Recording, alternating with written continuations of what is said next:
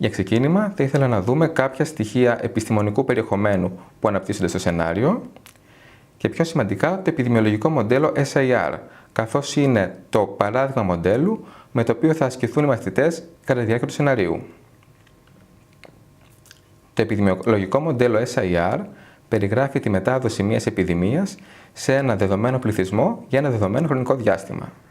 Δίνει μια γραφική παράσταση της μορφής την οποία βλέπετε, η οποία αποτελείται συνήθως από τρεις καμπύλες. Η μία καμπύλη περιλαμβάνει τον αριθμό των ατόμων που είναι ευάλωτοι στην ασθένεια, δηλαδή τα άτομα που μπορούν να κολλήσουν, και εδώ φαίνεται με πράσινο. Η μία καμπύλη περιλαμβάνει τα άτομα που έχουν ήδη κολλήσει την ασθένεια και είναι ασθενείς, αλλά μπορούν επίσης να μεταδώσουν την ασθένεια, άρα και μολυσματικοί, εδώ φαίνεται με κόκκινο.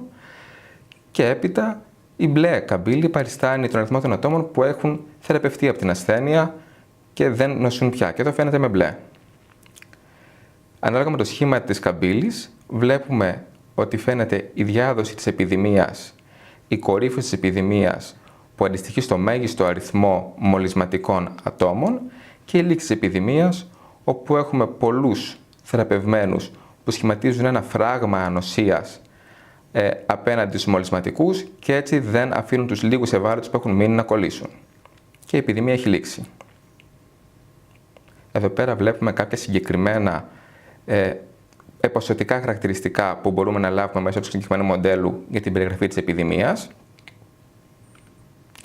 Και φυσικά, όπως κάθε επιστημονικό μοντέλο, και συγκεκριμένες παραδοχές.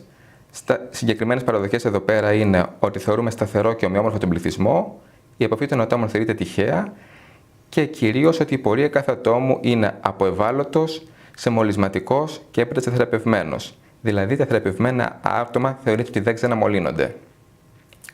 Πιο εκλεπτισμένες μορφές του επιδημιολογικού μοντέλου χρησιμοποιούνται και για την πρόγνωση και λήψη αποφάσεων σε πραγματικές περιπτώσεις επιδημιών. Κάποια ειδικοί επιδημιολογικοί όροι που θα συναντήσουμε στο σενάριο περιλαμβάνουν τις φαρμακευτικές και μη φαρμακευτικές παρεμβάσεις. Γενικά, αυτές οι παρεμβάσεις αφορούν όλα τα μέτρα που λαμβάνονται για την πρόληψη και την αντιμετώπιση ασθενειών. Οι φαρμακευτικές παρεμβάσεις περιλαμβάνουν τη χρήση κάποιων φαρμακευτικών ή χημικών ουσιών, όπως τα εμβόλια, τα αντιϊκά ή αντιβιωτικά φάρμακα.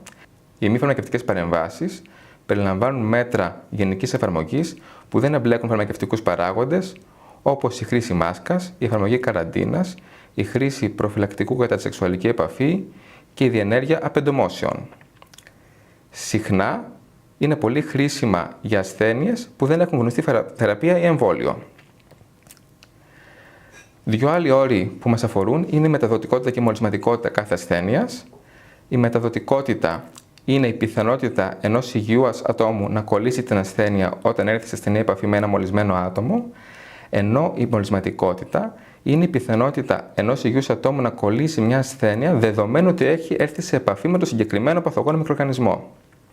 Δηλαδή, η μεταδοτικότητα επηρεάζεται και από τις μη φαρμακευτικές παρεμβάσεις, όπως η χρήση μάσκας, που εμποδίζουν την επαφή του παθογόνου μικροοργανισμού με το άτομο, ενώ η μολυσματικότητα δεν επηρεάζεται.